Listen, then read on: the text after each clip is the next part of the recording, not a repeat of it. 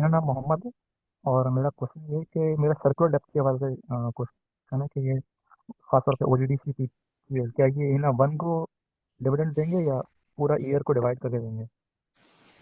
अच्छा, इस पे मैं सिर्फ इतना बता सकती हूँ, जितनी चीज जो ऑब्वियसली पब्लिकली अवेलेबल है, तो दोनों ऑप्शंस अंडर कंसिडरेशन हैं, बिल्कुल हैं। और जहाँ तक हम पिछली प्रैक्टिस देखें अपने गवर्नमेंट की, सो आपने उसमें भी देखा होगा, जो सेटलमेंट गवर्नमेंट की अप्रोच अभी तक रही है वो 2 फेजेस में रही है। ठीक है, तो उसको देखते हुए चांसेस हैं कि शायद ये 2 फेजेस में ही करें। बट इसका कोई हतमी अभी फैसला ऑब्वियसली किसी भी सामने नहीं है, बट पॉसिबिलिटी दोनों की है कि शायद वो स्प्लिट भी कर सकते हैं और करने को वन गो में भी कर सकते हैं। हेलो जी, अस्सलाम वालेकुम। वालेकुम सलाम।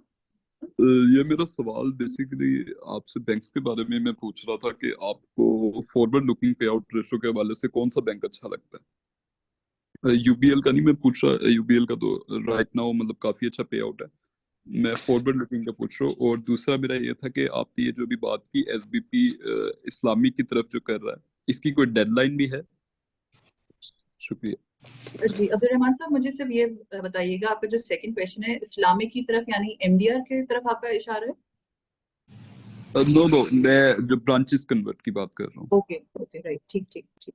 ठीक है, सो पहला सवाल जहाँ तक है कि पे आउट रेशो के लिहाज से, तो सो पे आउट रेशो के लिहाज से यूबीएल, ऑल्दो आपने कहा कि यूबीएल नहीं, but UBL he number one अभी जो है एक्सपेक्टेड है कि, यानी अभी उनका तो उन्होंने 80% से भी ऊपर का पे आउट ले गए थे। So we are expecting, and जो हमारी एक मैनेजमेंट से वैसे एक जो फीलर भी आया कि जो नए मैनेजमेंट आई है, नए प्रेसिडेंट भी आए हैं, तो उनका जहाँ तक समझ आ रही है वो लग ये है, ऑल्दो इवेंचुअली तो बोर्ड के हाथ में डेफिनेटली है, बट आई थिंक यूबीएल जो है पे आउट रेशो अपना रखेगा हाई। डिपेंड करेगा प्रॉफिटेबिलिटी कितनी इम्पैक्ट होती है, अगेन डिपेंड करेगा कि स्टेट बैंक कितना एग्रेसिवली रेट कट करता है। बट देन उनका जो पे आउट के लिहाज से समझ आ रही है बात, वो ये कि अभी तो खैर इन्होंने 100% पे ले गए थे, if not 100%, and I think हमने जो अपने मॉडल्स में बिल्ट इन भी किया हुआ है इस साल के लिए तकरीबन 85% रखा हुआ है। एंड आगे जाते हुए थोड़ा सा सस्टेनेबल लेवल हमें लगता है 75 एक रीजनेबल कॉल होगी इस बैंक के लिए। अगर आपको याद हो, एक वक्त में एमसीबी भी जो है 80-80% देना शुरू हो गया था, फिर ऑब्वियसली वो एक पॉइंट पे सस्टेनेबल रहता नहीं है।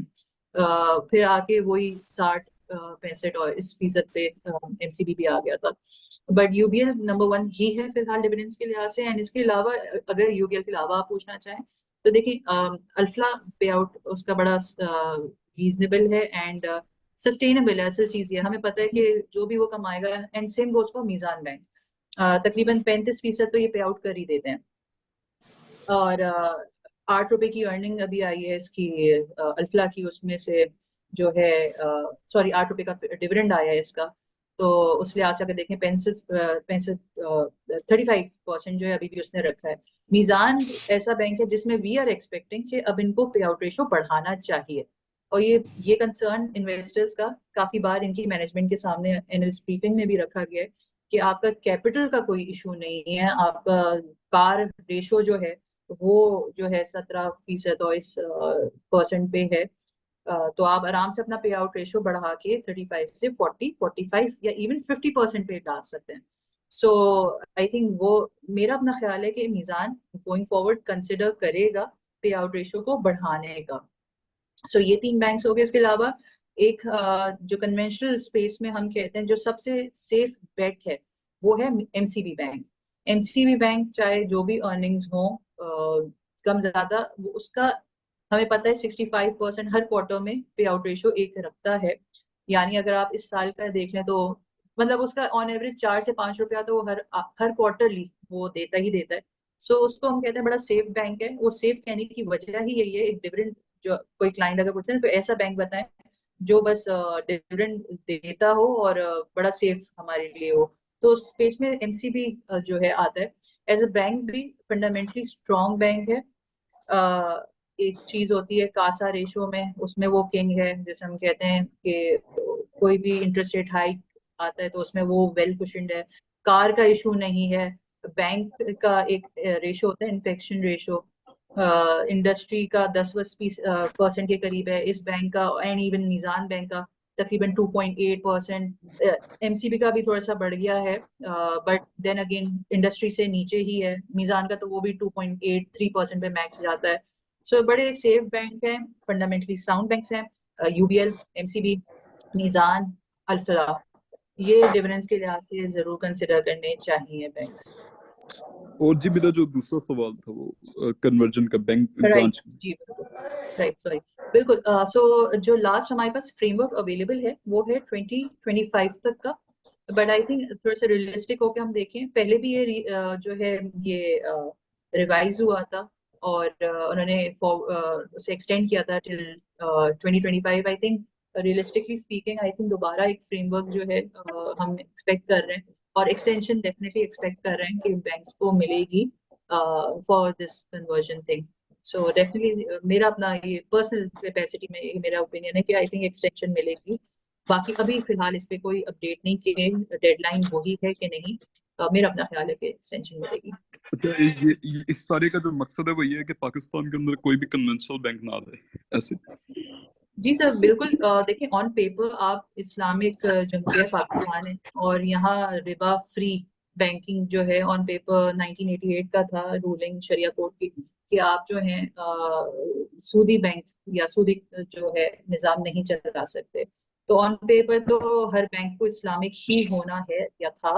अब द गुड थिंग इज कि आप देखें विद टाइम इस चीज को, इस्लामिक कन्वर्जन को और इस्लामिक बैंकारी को प्रमोट किया गया है, और उसको सीरियसली परसू किया जा रहा है। पहले शायद उतना नहीं किया गया, बट कुछ अरसे से आप देखें जो इस्लामिक बैंकिंग है उस पर ठीक ठाक फोकस भी है, और काम भी किया जा रहा है बिल्कुल। और ये जो डेडलाइंस वगैरह हैं ये अब काफी हद तक बैंक्स मीट भी कर रहे हैं। हमारे पास बैक टू बैक एचएमपी का भी लास्ट कॉल आई है कि कन्वर्जन कंसिडर कर रहा है। फैसल हमारे सामने एक उसने प्रेसिडेंट सेट किया है ग्लोबली, कन्वर्जन केस के तौर पे उसे पढ़ाया भी जा रहा है। सो हमारे सामने अब ये चीजें नजर आ रही हैं कि इस चीज को state bank and obviously the government जो है सीरियसली परसू कर रही है, एक्टिवली परसू कर रही है। बहुत बहुत शुक्रिया जी। जी डॉक्टर असलम साहब, आप अपना सवाल कीजिए प्लीज। जी अस्सलाम वालेकुम जी। Madam thank you very much, comprehensively आपने कवर किया पूरे सेक्टर को। मेरी 2-3 क्वेरीज थी। नंबर 1 क्वेरी तो ये है कि यूबीएल के प्रॉफिट की एक वजह ये तो नहीं है कि वो उनके जो डिपॉजिट्स हैं उनके पास फॉरेन करेंसी यूएस डॉलर ज़्यादा थे, तो रुपीज़ की डिप्रिसिएशन ज़्यादा हुई इस ईयर में, इस वजह से उनकी प्रॉफिटेबिलिटी ज़्यादा हुई। नंबर 1। नंबर 2 ये है कि हमारी केयर टेकर फाइनेंस मिनिस्टर ने हिंट किया था कि इस्लामिक बैंकिंग में भी वो रूल्स ला रही हैं कि they will have to increase the payout. ठीक है। नंबर 3, जैसे स्टैंडर्ड चार्टर्ड बैंक है हमारा एक इंटरनेशनल बैंक, तो लाइक दुबई इस्लामिक बैंक है या बैंक ऑफ चाइना है, या और इंटरनेशनल इस्लामिक बैंक्स हैं और बैंक्स हैं, तो इज देयर एनी कोई रिस्ट्रिक्शन कि वो लिस्ट हो सकते हैं या नहीं हो सकते इन पीएसएक्स? थैंक यू जी, बहुत शुक्रिया डॉक्टर असलम साहब सवालात के लिए। इन केस मैं कोई सवाल भूल जाऊं मुझे प्लीज नादिया बता दीजिएगा। पहला सवाल जो मुझे आपका याद आ रहा है, यूबीएल गालिबन आपने पूछा था कि ऐसी क्या वजूहत हैं कि उसने उसका हुआ। सो यूबीएल नहीं, सिर्फ वो एक रीजन नहीं, बिल्कुल भी नहीं। ये साल जो था तमाम बैंकों के लिए अपने हिस्टोरिक हाई प्रॉफिट्स का साल रहा है, जिसमें यूबीएल भी कोई एक्सेप्शन नहीं है। बाकी बैंकों में भी हमने देखा, और यूबीएल भी उनमें से है। मेन ड्राइवर्स नंबर 1 डेफिनेटली वो फैक्टर अपनी जगह वैलिड है। जो भी फॉरेन जहाँ भी जिस जिस बैंक का एक्सपोजर है कन्वर्जन में जो है उसको फायदा हुआ है। इस पॉइंट पे मैं एक और पॉइंट बोलूंगी, जिस तरह अभी इंटरेस्ट रेट है आपको जिस तरह आसान करके मैं बताऊं, एक होता है मार्क टू मार्केट लॉसेस। हर बैंक के पास अरबों के लॉसेस पार्क हुए हुए थे, क्योंकि जब जब इंटरेस्ट रेट बढ़ रहा था उनकी बुक्स पे इसे हम कहते हैं अगर आप मार्क टू मार्केट करें, यानी मार्केट में जाके आज अगर वो बेचते हैं तो उनका नुकसान में बिक रहा था। अनरियलाइज्ड है, रियलाइज नहीं है, बट ये लॉसेस थे। पर जैसे जैसे आपने देखा है ना, टीबल्स वगैरह के रेट नीचे आना शुरू है in anticipation of rate cut, तो ये लॉसेस भी कम हुए हैं। तो जहां तक आपका वो सवाल है कि क्या प्रॉफिटेबिलिटी फैक्टर्स थे, तो कोर अर्निंग में जंप है, हर बैंक की जंप है, और कोर अर्निंग ड्राइव होती है आपके स्प्रेड ऑन, आप कह लें जो उन्होंने कर्जे दिए हैं उस पर जो स्प्रेड वो कमा रहा है वो, प्लस जो इन्वेस्टमेंट किए हैं। कर्जे तो इतने ज्यादा नहीं है फाइनेंसिंग साइड पे, ADR जो है बैंकों का 48% पे। असल जैसा मैंने स्टार्टिंग में कहा था, आसान पैसा कमाने का तरीका क्या है, आपने गवर्नमेंट को लेंडिंग की हुई है, उस पर आपको रिस्क फ्री रिटर्न मिल रहा है, राइट। तो हर बैंक ने उसी से मेजरली कमाया है। साल आपका शुरू होता है 2023 17% के इंटरेस्ट रेट पे, और बाय द एंड ऑफ 17 भी नहीं, इनफैक्ट दिसंबर तक 16 था, और पहला रेट हाइक हुआ था इस साल का जनवरी में, तो 17 हो गया था। तो कहने का मकसद, जहाँ 17 से 22% आपका 600 बिप्स का अगर इंटरेस्ट रेट हाइक होता है एक साल में, तो वो ही मेजर रीजन है जो हर बैंकों की अर्निंग्स में जंप नजर आ रहा है। दूसरा फैक्टर यूबीएल का जो है ये है कि आपको याद होगा कुछ साल पहले तक, इनफैक्ट एक साल भी पहले पीछे चले जाएं, यूबीएल में मेजर कंसर्न आ रहा होता है जीसीसी रीजन से। ठीक है, जब भी हम यूबीएल को एज ए बैंक देखते हैं कंसोलिडेटेड बेसिस पे, तो उसके कंसर्न्स आ रहे होते हैं जीसीसी, बहरीन वगैरह पे, इनकी वहाँ ब्रांचेस हैं, तो वहाँ कंसर्न्स आ रहे होते हैं। वहां पे पोस्ट कोविड रिकवरीज भी आई हैं, तो उसकी वजह से जो इनका एक डी रिस्किंग स्ट्रेटेजी होती है, एक कंसर्न वहां से आ रहे होते हैं, वो भी बेहतर हुए हैं। तो इनकी कंसोलिडेटेड बेसिस पे भी चीजें बेहतर हुई हैं, तो वहां से भी उनको सपोर्ट मिला। बाकी जहां तक जो आई थिंक आपने एक पॉइंट हाईलाइट किया कि डिविडेंड भी इसलिए बेहतर, सो एक बीच में बात आई थी कि डिविडेंड इसलिए इन्होंने बेहतर किया क्योंकि इनकी जो पेरेंट है बेस्ट वे, सो उनको प्रॉफिट रिपैट्रिएशन रोकी हुई थी और फिर ये सारी चीजें। बट आई थिंक वो अपनी जगह नहीं है। एक वो बात है कि डिविडेंड निकाला है बैंक ने, कमाया है, पीछे बैकएंड पे ऑब्वियसली थॉट प्रोसेस इनका क्या है वो तो हम नहीं बता सकते। बीइंग अ फंडामेंटल एनालिस्ट ये जरूर बता सकती हूँ, क्या बैंक के पास गुंजाइश थी डिविडेंड देने की? सर बिल्कुल थी। क्या एक्सपेक्टेड था इतना एग्रेसिव जाएंगे? बिल्कुल एक्सपेक्टेड नहीं था। सो ये एक शिफ्ट हमने डेफिनेटली बैंक की डिविडेंड पॉलिसी में देखा है। जहां तक मुझे उनकी लग रहा है चीजों से कि वो शायद इस चीज को कंटिन्यू भी कर सकते हैं, बट जैसा मैंने बताया, हमने अपने मॉडल्स में एक्सपेक्टेशन में इस साल के लिए 85% का रखा हुआ है एंड 75% गोइंग फॉरवर्ड रखा हुआ है। ऑब्वियसली ये हमारी सिर्फ एक्सपेक्टेशन है, हकीकत में शायद वो अपना 100% पे आउट कर लें, ये हम अभी इस पे ऑब्वियसली कॉल नहीं दे सकते। So coming to your second question आपका था केयर टेकर फाइनेंस मिनिस्टर की, अगर मैं गलत नहीं तो आपने कहा था कि इस्लामिक, ओके राइट, आपने शायद पूछा था कि एमडीआर जो है अप्लाई करना या पे आउट इम्प्रूव कराना इस्लामिक बैंक्स का।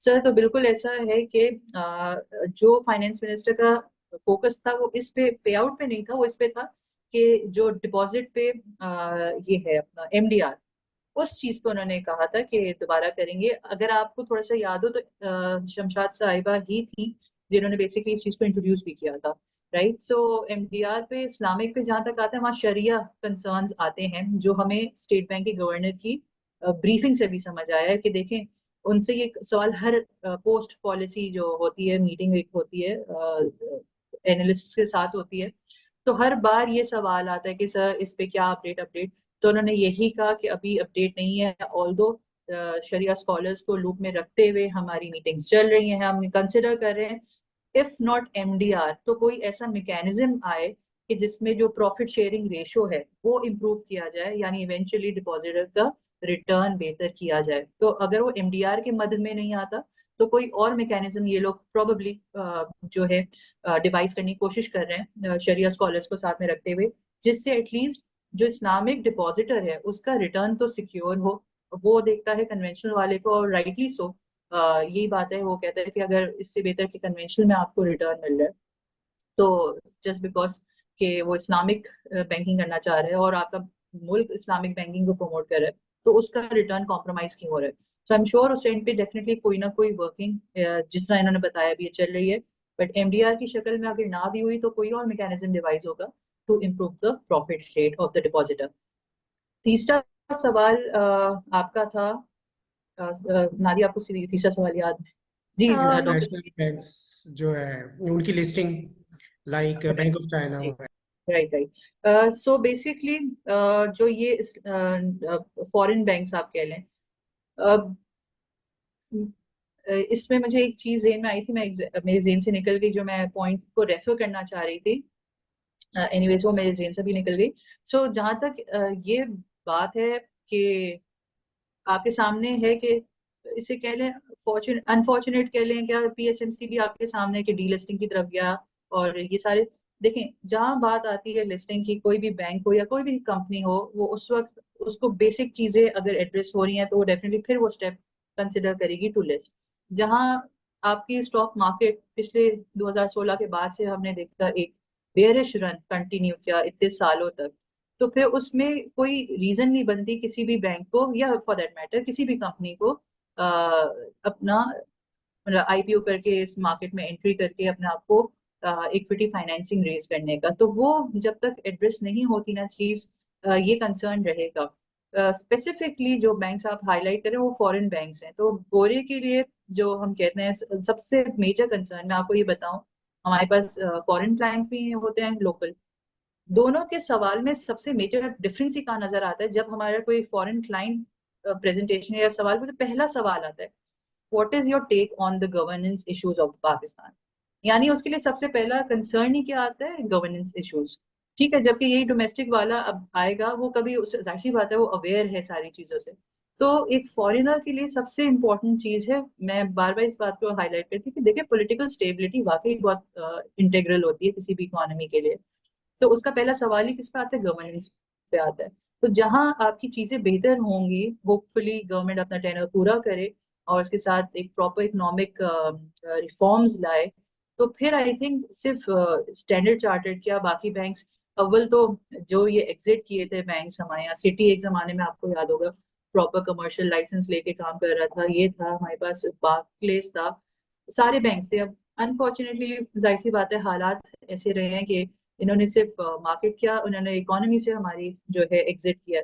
सो वो लॉन्ग टर्म में तो यही है कि आप सबसे पहले तो अ, अम, अपने फॉरेन इन्वेस्टर को यहाँ अट्रैक्ट करें, उनको ये सारी चीजें, एक मैसेज बड़ा क्लियर जाना चाहिए, चीजें नजर आनी चाहिए कि एक स्टेबिलिटी है इकोनॉमी में, ये मुल्क ऐसा है जहाँ के आप बिल्कुल बिजनेस करें।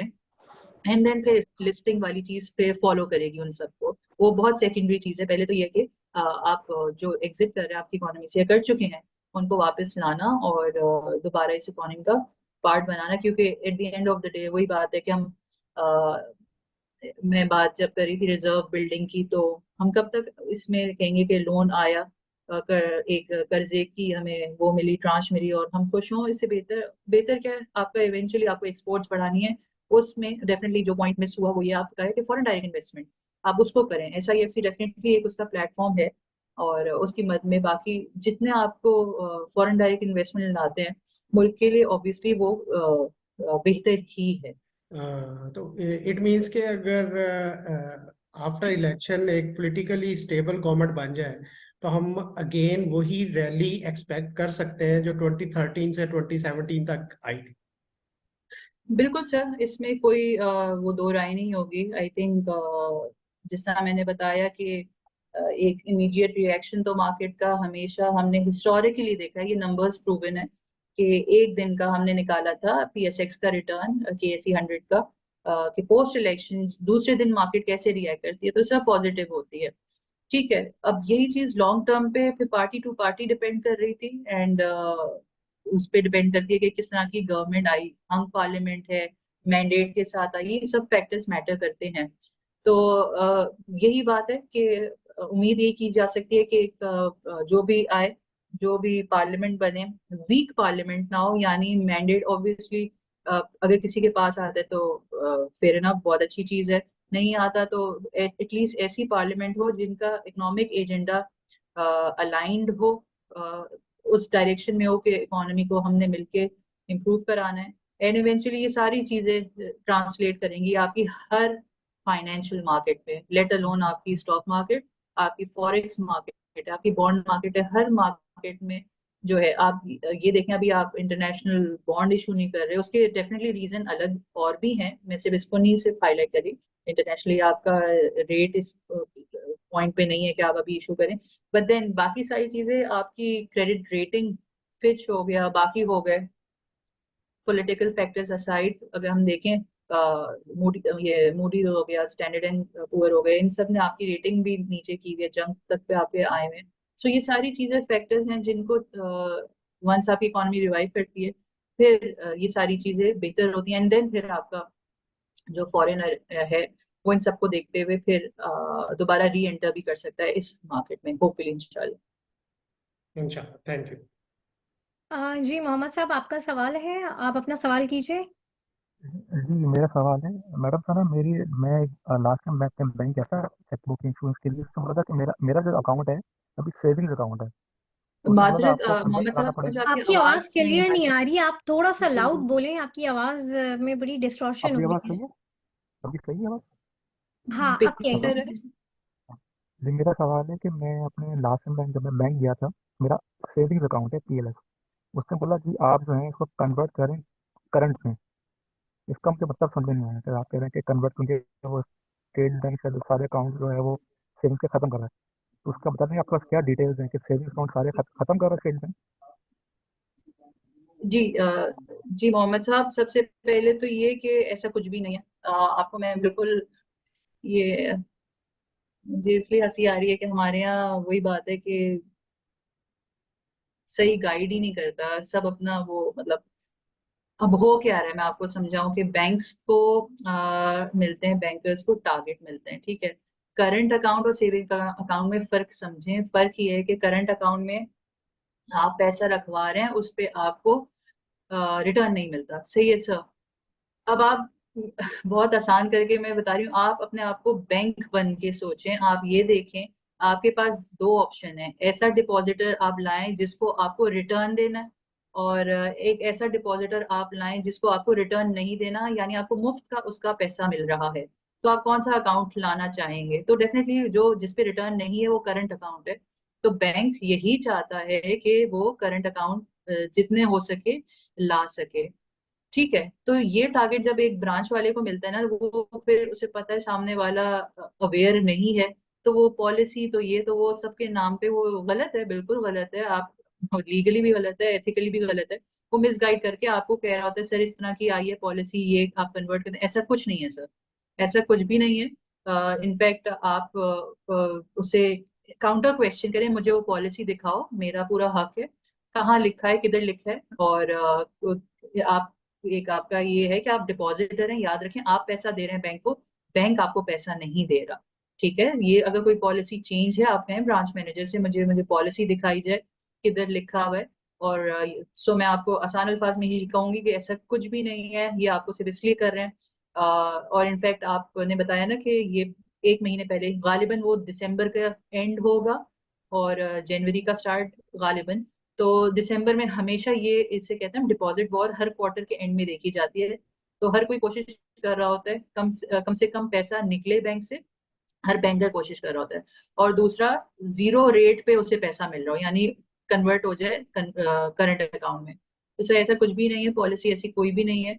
और आप इनफैक्ट बैंक को बोलें कि मुझे अब पॉलिसी, आपने इतना बड़ा क्लेम किया है, मुझे दिखाई जाए, वरना फिर मैं इसके, आपके आपको शायद इस चीज का इल्म ना हो, बट एक है बैंकिंग मोहतसिब, आप सर उधर कंप्लेन कर सकते हैं अपनी। और वो इनफैक्ट यकीन करें वो लोग इसे परसू करते हैं। बट आप उनको ये लफ्ज बोलिएगा मैं बैंकिंग मोहतसिब के पास जा सकता हूँ अगर आपने मुझे पॉलिसी नहीं दिखाई। सो सिर्फ यही है, हमारे यहाँ अनफॉर्चुनेटली डिपॉजिटर को इतनी अवेयरनेस नहीं है, इसलिए वो बैंक जो बोल जाए हमें तो लगता है सही है। तो आप उनसे बोलें, आप उनसे पूछें कि मुझे पॉलिसी दिखाई जाए, मेरा पूरा हक है। और आप, ऐसी कोई बात नहीं है ओके जो ये मैडम, उन्होंने कही। आखिरी सवाल मेरा ये है कि जब सारी ब्रांचेस कन्वर्ट हो जाएंगी इस्लामिक पे, तो फिर भी ये रहेगा सेविंग्स और करंट अलग अलग दोनों रहेंगे व्हेन ऑल ब्रांचेस कन्वर्टेड? जी बिल्कुल। जी मैं सॉरी, कह रहा आप हूँ कि कुछ जब कह रहे सारी थे बीच में, ब्रांचेस आवाज। कन्वर्ट हो आपको जाएंगी अपनी इस्लामिक पे, बात अगेन कीजिए पूरा मोहम्मद निजाम। साहब, थोड़ी सी आपकी आवाज कम आ रही है, तो आप अपना सवाल जरा दोबारा कीजिए प्लीज। अभी से हेलो, जी मैं जी आगे बढ़ा बोलिए। दूँ आपको? हेलो, मैं कह आप रहा हूँ कि जब कहिए। Sorry when all banks are converted to Islamic sharia, तो इज देयर स्टिल अकाउंट में जो है we are only two types of account, current and savings? Okay, right. So Mohammad sahab, बिल्कुल देखें, इस्लामिक अभी हमारे सामने एक मिसाल, आपके मीजान बैंक भी है, सारे बैंक हैं, फैसल और ये सब, आप इनके पास जाएं, इनके पास भी ऑप्शन सेविंग का भी है और करंट का भी है। ऐसा नहीं है कि ये अभी प्रैक्टिस नहीं है। दिमाग में सवाल ये आता है कि इस्लामिक होते हुए ये सेविंग अकाउंट कैसे ऑफर कर सकते हैं। तो इस्लामिक और कन्वेंशनल में बहुत बेसिक सा अगर मैं फर्क बताऊं, पीछे जो उसके कॉन्ट्रैक्ट चल रहा है, यानी एक डिपॉजिटर और बैंक के बीच में जो कॉन्ट्रैक्ट है, जो इस्लामिक फाइनेंस कहता है, उसमें रिस्क शेयरिंग है और डिफरेंट चीजें, आपने अल्फाज भी सुने होंगे, मुराबा, मुशारबा, ये सब बेसिस पे। तो उस पे नाइट है जाना। सो उस बेसिस पे इनके सेविंग्स अकाउंट का जो रिटर्न आपको मिल रहा है वो किसी इस्लामिक कॉन्ट्रैक्ट की बेसिस पे मिल रहा है। जहां तक कन्वेंशनल है तो उनका अपना मैकेनिज्म है पीछे प्रॉफिट शेयरिंग का, सही है। तो ऐसा नहीं है कि वो PLS अकाउंट ऑफर नहीं करे, इस्लामिक बैंक्स कर रहे हैं, तो यही चीज कंटिन्यू करेगी जब कन्वर्जन होगी। अच्छा, बैंक्स हमारे यहाँ जो हैं अभी उनका फुली कन्वर्ट करना इतना आसान प्रोसेस है नहीं। एक फैसल बैंक आपके सामने एग्जांपल थी, उसने कन्वर्जन स्टार्ट की, मैं एग्जैक्ट ईयर बोल रही हूँ, गालिबन 2016 में थी या 17 में थी, यही पीरियड था। एंड अब जाके 2023 में पहली बार वो फुली कन्वर्टेड बैंक के तौर पे था। तो यानी 4 से 5 साल एक मिड टियर बैंक को लगता है, तो स्मॉल और बड़े बैंक को तो कितने अरसा, बड़े बैंक को स्पेशली कितना अरसा लगेगा। ये पॉइंट अपनी जगह है। दूसरा पॉइंट अपनी जगह ये भी है कि कुछ बैंकों की तरफ से रेजिस्टेंस भी आ रही है टू कन्वर्ट इनटू इस्लामिक, ठीक है। उसमें अपने उनकी वजूहत होंगी, तो इतना आसान है नहीं करना, बट ये जरूर हो गया है एटलीस्ट। आपने देखा होगा पिछले कुछ साल में, एक 10 साल का दौरानिया देख लें उससे पहले का, हर बैंक ने एटलीस्ट अपनी इस्लामिक विंडो बना दी है, ठीक है। ये भी एज पर लॉ ही हुआ है, और जो रूलिंग आई है उसके लिहाज से ही हुआ है कि एटलीस्ट हर बैंक की IBB इस्लामिक बैंकिंग ब्रांच जो है, एक इस्लामिक विंडो क्रिएट हो चुकी है। सो फुल कन्वर्जन हो ना हो, एटलीस्ट इस्लामिक के टेरिटरी में हर बैंक एंटर जरूर हो चुका है। सो ऐसा नहीं है कि आप जब इस्लामिक में अगर लेट्स सपोज कन्वर्ट होता है, ऑप्शंस आपको सारे दिए जाएंगे। इस्लामिक में उसका जो पीछे कॉन्ट्रैक्ट होगा between the depositor and the bank, वो इस्लामिक बेस्ड होगा। जी थैंक यू। सही। अच्छा मुश्तबा साहब, आप अपना सवाल कर लें, उसके बाद फिर हम सेक्शन को एंड की तरफ लेकर जाएंगे। जी जी जी, जैसा कि अभी आपने बोला कि बैंक्स की तरफ से भी कुछ रेजिस्टेंस आ रही है इस मामले के अंदर, तो बैंक्स को इसमें क्या नुकसान है? उन्हें तो MDR का भी फायदा होता है, और जो लोग इस्लामिक की वजह से डिपॉजिट कर रहे होते हैं उसका भी फायदा होता है। तो कन्वेंशनल जी से इस्लामिक शिफ्ट करने में बैंक्स को क्या नुकसान है? जी मुश्तबा साहब, बिल्कुल। अच्छा, अब ये चीज को देखें, अगर जिस दिन लेट्स सपोज सारे बैंक्स इस्लामिक हो जाते हैं, तो फिर आपको अंदाजा है कि MDR की शक्ल में, MDR की शक्ल में भले ना हो, बट ऐसा रूल ब्लैंकेट अप्रूव वो एक आ जाएगा रूल के हर बैंक को मिनिमम ये देना है। फिर तो आपके पास ऑप्शन ही नहीं है, क्योंकि अब आप क्या है, आप पूरे इस्लामिक के डोमेन में आ गए हैं। उस वक्त जो चीज अभी एक प्रपोजल लेवल पे, यानी ऐसा मैकेनिज्म डिवाइस हो रहा है कि प्रॉफिट शेयरिंग रेशियो इंप्रूव हो, तो फिर तो वो सब पे एप्लीकेबल होगा। फिर तो आप ये भी नहीं कह सकते देखो वो कन्वेंशनल बैंक है, वो कम दे रहा है, वो ज्यादा दे रहा है, मैं कम दे रहा हूँ। फिर ये एक परफेक्ट कंपटीशन वाला सिनेरियो बनेगा। सो उस केस में डेफिनेटली, जहां हर बैंक को ये नजर आ रही है चीज कि एक बार अगर हर इस्लामिक हो गया, तो सबसे पहले ये चीज तो एड्रेस हो ही जाएगी कि डिपॉजिट पे रिटर्न सबको देना है। And peer pressure, peer competition, deposit war, और ये सारी चीजें आएंगी कि अगर मैं भी इस्लामिक हूँ, वो भी इस्लामिक है, तो मैं ऐसा क्या रेट दूं कि मेरे पास डिपॉजिट आए, ना कि मेरे कंपेटिटर के पास जाए। सो वो एक तरफ। बाकी जो दूसरी चीज है, उनका इशू कंसर्न्स क्या हो सकते हैं? सबसे पहले देखिए, कन्वर्जन करना एक आसान प्रोसेस नहीं है। फैसल एक मिड टियर बैंक था, और अगर आपको याद हो, वो जब आया था 90s में, वो आया बतौर इस्लामिक बैंक ही था, ठीक है। फिर वो कन्वेंशनल में कन्वर्ट हुए थे, एंड देन फिर दोबारा इस्लामिक में आ रहे हैं। बट उसके लिए फिर भी एक बेहतर, एक आप आई वुड से उनको एक एज था कि उनका ऑलरेडी एक हिस्ट्री रही थी इस्लामिक की।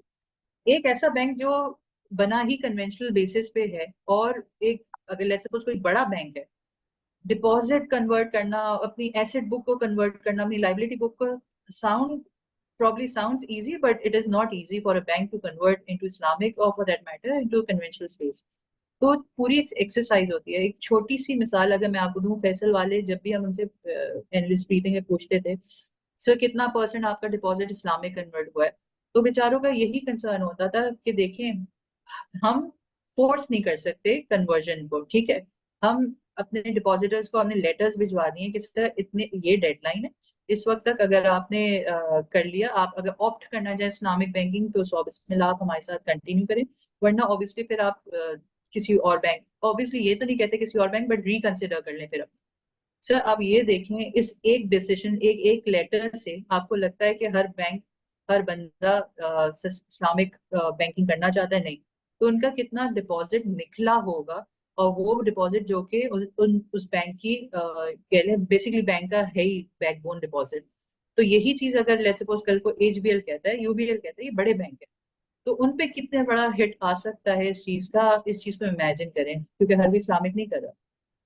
इसके लिए जरूरी है कि ये है सबसे पहले कि उस बैंक को, जितने बैंक्स हैं सब पे या तो एक साथ कोई चीज अप्लाई की जाए, या कोई इनको अश्योरेंस दिया जाए, कुछ हो कि बैंक की ऑब्वियसली एक कह लें प्रॉपर उसका फाइनेंशियल स्टेबिलिटी पे एक क्वेश्चन आता है, उसकी एक गोइंग कंसर्न पे क्वेश्चन आता है, तो वो वाली चीजें एड्रेस होनी चाहिए एंड देन होंगी तो बैंक्स की तरफ से। एंड आई एम श्योर उसके अलावा उनके अपने भी रीजंस होंगे, आपको ऐसे बैंकर्स लाने जिनको नॉलेज हो। हमारे यहाँ ये कॉम्बिनेशन नहीं है ज्यादा अवेलेबल, जो कि एक वो बंदा जो कि फाइनेंस की फील्ड का भी हो और साथ में शरिया को भी जानता हो। हार्डली आपके पास ये ऐसे लोग मिलेंगे जो कि दोनों को हो। या तो हमें एक एक्सट्रीम पे शरिया वाले ज्यादा पूरे मिलेंगे, या फिर वो जो हार्डकोर फाइनेंस प्रैक्टिशनर्स हो।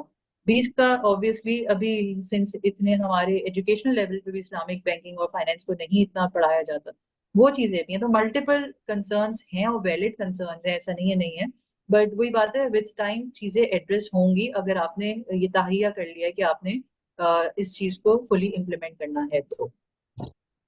Very well explain Sana ma'am, thank you बहुत well explain sir. Thank you so much. Thank you so much जी। और यहाँ पर हम सेशन का इख्तिताम करेंगे। सबसे पहले तो जो हमारी आज की गेस्ट थी सना तौफीक साहिबा, जिनका ताल्लुक आरिफ हबीब लिमिटेड से था। She is senior vice president over here.